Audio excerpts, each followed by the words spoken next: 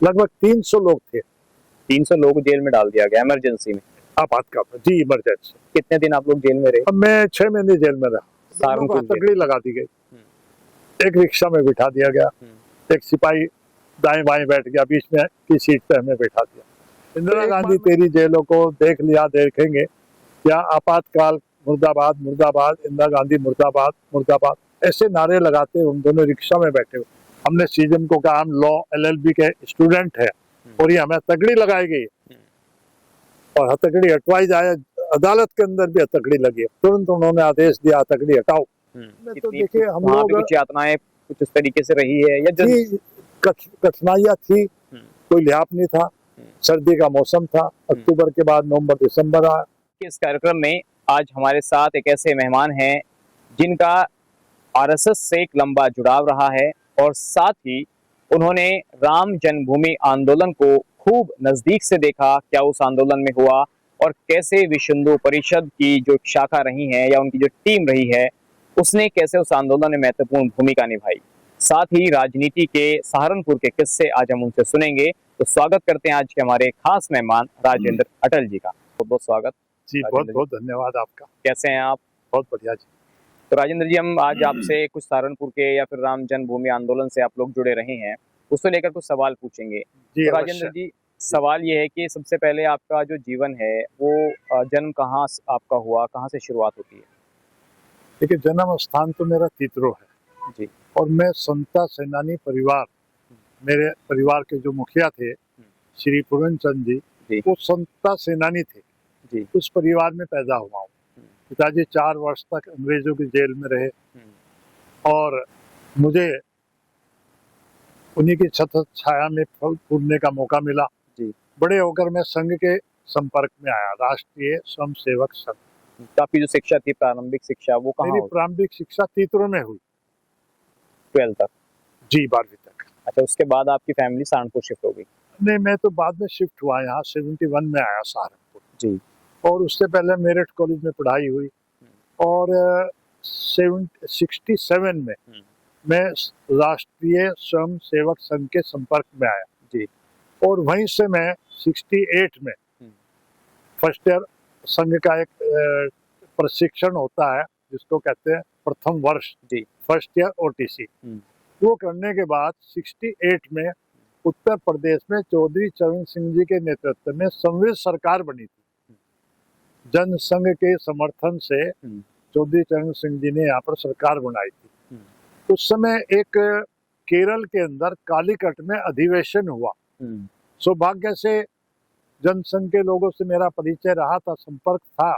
मैं उस समय जनसंघ का मंडल मंत्री भी उन्होंने मुझे गंगो मंडल का बनाया था जी। तो उन्हीं के नेतृत्व में मुझे कालीकट केरल अधिवेशन में जाने का सौभाग्य प्राप्त हुआ। तो आप केरल गए? मैं केरल गया और 4 दिन तक केरल के अधिवेशन में भाग लिया। हालांकि मेरी उम्र बहुत कम थी जी। शायद मैं एकमात्र ऐसा कम आयु का विद्यार्थी था जो राजनीतिक रूप से एक बड़े सम्मेलन में भाग लेने के लिए कालीकट पहुंचा। सहारनपुर जिला और हरिद्वार उस समय एक ही जिला था जी।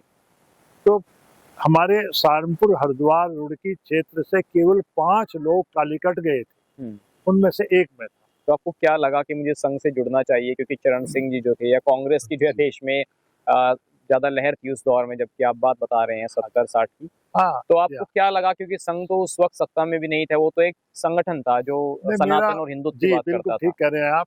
मैं तो संघ के साथ जुड़ा, एक हिंदुत्व के कारण जुड़ा, संघ की शाखा में गया, हिंदुत्व की भावना से ही मैं जनसंघ में आया। हालांकि मेरे पिताजी तो कांग्रेस समर्थक थे जी।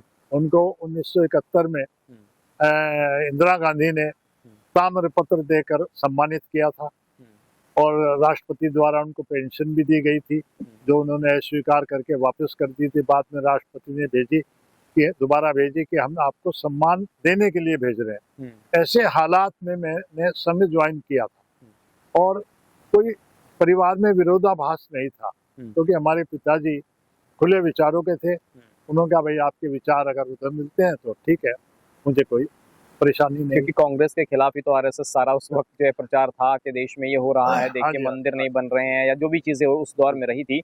तो पिताजी कांग्रेस विचारधारा और आप आरएसएस की विचारधारा और एक ही घर में रहना, तो पिताजी ने कभी कहा नहीं? नहीं, उन्होंने कभी मना नहीं किया। और उन्होंने चेयरमैन का चुनाव भी लड़ा वहां पर, दीत्रो टाउन एरिया का। अच्छा। 1971 में वो चेयरमैन रहे। उस समय देश आजादी के बाद भी वो चेयरमैन रहे थे। दोबारा फिर 5 साल के लिए वो चेयरमैन बने। लेकिन ऐसा कुछ नहीं हुआ कि उन्होंने कहा भाई शाखा में मत जाओ। और मैं केरल तक गया, सारा खर्चा भी उन्हीं से लिया जाने आने का। तो ऐसे हालात में मैंने जनसंघ को भी उसी समय ज्वाइन किया था। और फिर आने के बाद संघ में फिर आगे बढ़ गया। फिर मैंने मेरठ कॉलेज में एडमिशन लिया और वहीं पर द्वितीय वर्ष किया 69 में। और वहां पर संघ का दायित्व लिया। फिर मेरे पास विद्यार्थी परिषद का दायित्व रहा। और चूंकि पुरानी यादें आप जानना चाह रहे हैं, तो उस समय हरिकिशन शास्त्री पुरानी कांग्रेस के नेता थे, लाल बहादुर शास्त्री जी के बेटे। अच्छा। उन्होंने मेरठ से चुनाव लड़ा। आरएसएस ने, जनसंघ ने उनको समर्थन दिया। और चूंकि आरएसएस ने समर्थन दिया था, आरएसएस हालांकि राजनीति में भाग नहीं लेती, लेकिन आरएसएस की भावना उनको जीतता हुआ देखने की थी। तो हम लोग विद्यार्थी परिषद में थे उस समय। विद्यार्थी परिषद संघ का ही एक विद्यार्थी संगठन है। उसके नाते मेरे पास वहाँ विद्यार्थी परिषद का संगठन मंत्री मेरठ यूनिवर्सिटी का दायित्व था। और हमने वहाँ पर ललिता लाल बहादुर शास्त्री जी को बुलाया, एक बड़ा सेमिनार किया। उस सेमिनार में हरिकिशन शास्त्री जी आए, ललिता लाल बहादुर शास्त्री जी आए, सुनील शास्त्री जी उनके बेटे आए, हरिकिशन शास्त्री जी की पत्नी आई। ऐसे करके वो सारा सम्मेलन मुझे ही सौभाग्य मिला आयोजित करने का। फोटोग्राफ भी है उसके। तो मैं इस प्रकार से ललिता लाल बहादुर शास्त्री जी को के संपर्क में भी आया, मिलने का अवसर मिला, बहुत अच्छा लगा। पुरानी यादें याद आ गई आज आपके कहने से। जी। तो उसके बाद जो है आप 1980 का वो दौर आ जाता है जब बीजेपी का गठन होता है, इमरजेंसी का कुछ दौर याद है आपको? मुझे याद है। और 1970-71 में भी देखिए क्यों मैं प्रभावित हुआ, वो एक घटना छोटी सी सुनाना चाहूंगा। आरएसएस के बहुत बड़े पदाधिकारी भी रहे हैं, संघ के सरस संचालक हैं रज्जू भैया जी। प्रोफेसर राजेंद्र सिंह जी एक वैज्ञानिक भी थे। और उनकी बड़े बड़े वैज्ञानिकों ने बड़ी तारीफ की है। वो मेरठ परीक्षा लेने बच्चों की आए। संघ के लोगों ने मुझे चुना कि आप इनको मोटरसाइकिल में बिठाकर जहां परीक्षा होनी है वहां लेके जाएंगे। तो मैंने देखा इतना बड़ा व्यक्तित्व, इतना बड़ा व्यक्ति, और पैदल चलने को तैयार है, मेरी मोटरसाइकिल में बैठने को तैयार है। उन्होंने ये नहीं बोला कि मुझे गाड़ी चाहिए। तो ऐसी घटना मेरे जीवन में आई, मैं उससे बहुत प्रभावित हुआ। और संघ के प्रति, रज्जू भैया जी के प्रति, और हमारे संगठन मंत्री या संघ के जो प्रचारक थे माननीय कौशल किशोर जी, वो भी एक महान हस्ती थे। बाद में जाके अखिल भारतीय अधिकारी भी बने। तो ऐसे लोगों की प्रेरणा से मैं उस विचारधारा में आगे बढ़ता चला गया। फिर मैं सहारनपुर आ गया। सहारनपुर में ही मैंने विद्यार्थी परिषद का काम करते हुए 75 में इमरजेंसी लगी। आपातकाल लगा जून के आसपास। और मेरी गिरफ्तारी हुई 18 अक्टूबर को। तो हर सबने गिरफ्तारी दी। बल्कि पुलिस विभाग के इंस्पेक्टर आए, बोले जी आपके एक मित्र और हैं, उनमें वो भी आ जाए तो और अच्छा हो जाए। मैंने वहीं से लैंडलाइन फोन से फोन किया, वो आगे। तो हम लोग नारे लगाते हुए थाना मंडी तक गए। थाना मंडी का क्षेत्र पड़ता था। गिरफ्तारी दी। पुलिस के अधिकारियों ने कहा जी हम मजबूर हैं, जो कांग्रेस के शासन का आदेश है हम उसका पालन कर रहे हैं, आपकी सरकार आएगी। हमने कहा भाई कोई दिक्कत नहीं, कोई परेशानी। ऐसे हालात में हम आपातकाल में गए। कितने लोग सहारनपुर से जेल गए? सहारनपुर जिला, हरिद्वार जिला एक था। लगभग 300 लोग थे। 300 लोग जेल में डाल दिया गया इमरजेंसी में, आपातकाल में। जी, इमरजेंसी। कितने दिन आप लोग जेल में रहे? अब मैं 6 महीने जेल में रहा। सहारनपुर जेल? जी, सहारनपुर जेल में रहा हूँ, 6 महीने रहा हूँ। और हालात ये थे कि हम लोग दोनों, यानी मेरे साथी और मैं, जब हमें जेल ले जाया गया, पहले कोर्ट में पेश किया गया, थाने से। जी। तो दोनों को हथकड़ी लगा दी गई, एक रिक्शा में बिठा दिया गया, एक सिपाही दाएं बाएं बैठ गया, बीच में की सीट पे हमें बैठा दिया। तो एक बार मैं नारा बोलता था भारत माता की जय, तो फिर हम दोनों जय बोलते थे। इंदिरा गांधी तेरी जेलों को देख लिया देखेंगे क्या, आपातकाल मुर्दाबाद मुर्दाबाद, इंदिरा गांधी मुर्दाबाद मुर्दाबाद, ऐसे नारे लगाते हम दोनों रिक्शा में बैठे हुए। लेकिन कहीं से कोई प्रत्युत्तर नहीं था, लोग भयभीत थे, डर के मारे कोई जवाब नहीं दे सकता था। ऐसे हालात में हमें पेश किया गया सीजन के सामने। हमने सीजन को कहा हम लॉ LLB के स्टूडेंट है और ये हमें हथकड़ी लगाई गई और हथकड़ी हटवाई जाए, अदालत के अंदर भी हथकड़ी लगी। तुरंत उन्होंने आदेश दिया हथकड़ी हटाओ, हथकड़ी हटाई गई, फिर हमें जेल ले जाया गया। 6 महीने प्रोसीडिंग चली, हर 14 दिन जेल से कचहरी लाया जाता था, सब लोग थे। तो जेल का जीवन कैसा रहा आपका? जेल में तो देखिए हम वहाँ लोग, पे कुछ यातनाएं कुछ इस तरीके से रही है या कठिनाइयाँ थी, कोई लिहाज नहीं था। सर्दी का मौसम था, अक्टूबर के बाद नवंबर दिसंबर आया, पहनने के कपड़े नहीं थे, भोजन की सुविधाएं नहीं थी, खराब भोजन था। लेकिन हम लोगों ने ये प्रतिज्ञा की हुई थी और हम ये सोच के आए थे कि जेपी आंदोलन में हम शरीक हुए हैं। लोक नायक जयप्रकाश नारायण और भ्रष्टाचार के विरोध में हमारा आंदोलन है। जेपी का आदेश है, कोई भी परिस्थिति हो, कोई भी कठिनाई हो, हमें जेल जाएंगे और हालात कैसे भी हो पीछे नहीं मुड़ के देखेंगे। ऐसे हालात में एक दिन जेल के जो जेलर सुपरिटेंडेंट थे वो CM में होते थे उन दिनों जी, वो निरीक्षण करने के आए, बोले आपको क्या कठिनाई है? हमने कहा हमें तो कठिनाई सारी है, भोजन भी यहाँ ठीक नहीं है और कपड़े भी नहीं है, लिहाज भी नहीं है, कंबल भी नहीं है। बोले फिर जेल क्यों आओ? जेल तो हम देश के लिए आए, समाज के लिए आए। उनके जाने के बाद फिर हमें अपने घर से मंगाने की सुविधा दी गई थी और खाना बनने की सुविधा दी गई थी। तो इस प्रकार तो जेल से रिहाई कैसे हुई फिर उसके बाद? देखिए एक नेचुरल जो सब लोग बाहर आ रहे थे 77 में, उस दौरान आप लोग बाहर आए? नहीं, बाहर तो ऐसे नहीं आया कोई भी।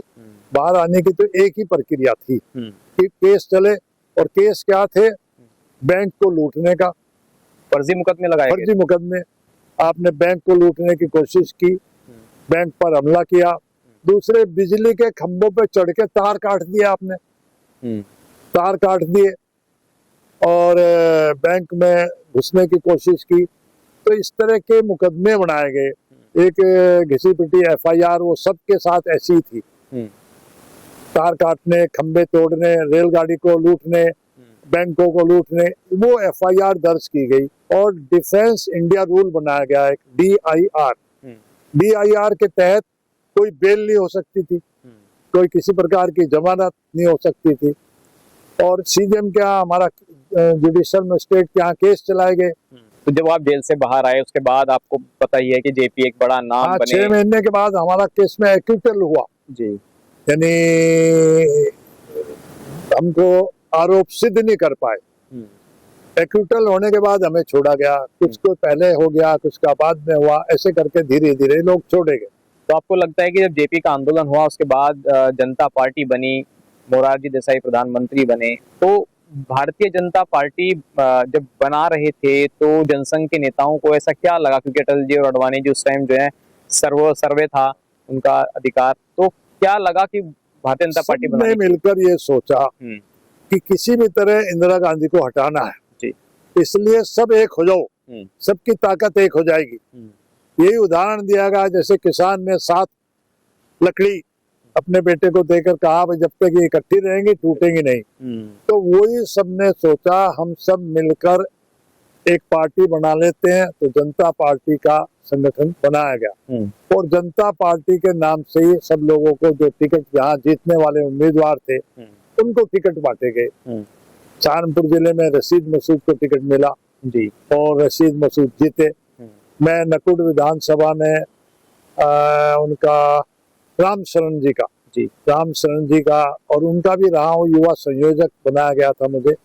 राम शरण जी चुनाव लड़े थे विधानसभा का उसके बाद, तो उसमें भी मुझे नकुड़ विधानसभा का युवा संयोजक बनाया गया था रामचरण जी के साथ हमने पूरा महीना भर लग के काम भी किया था, लेकिन वो तो खैर बाई चांस था, वो हार गए थे, रशीद मसूद जी जीते थे। बिल्कुल। तो वो एक ऐसी पुरानी यादें हैं, उस समय एक ही जज्बा था कि किसी भी तरह हम जीतना है, कोई हमें ये नहीं देखना कोई हिंदू है मुसलमान है, और रशीद मसूद जी को जिताना है। रशीद मसूद जी से हमारे व्यक्तिगत पारिवारिक बहुत अच्छे संबंध रहे थे, और वो चुनाव भी बहुत भारी मतों से जीते भी थे। तो एक बात बताइए, जो लोग बीजेपी में बाद में रहे, उससे पहले वो जनसंघ के या संघ के संपर्क में रहे, उन्होंने प्रचारक के तौर पे काम किया, आपका भी एक लंबा अनुभव रहा, आप जेल भी गए, तो आपने बीजेपी ज्वाइन नहीं की?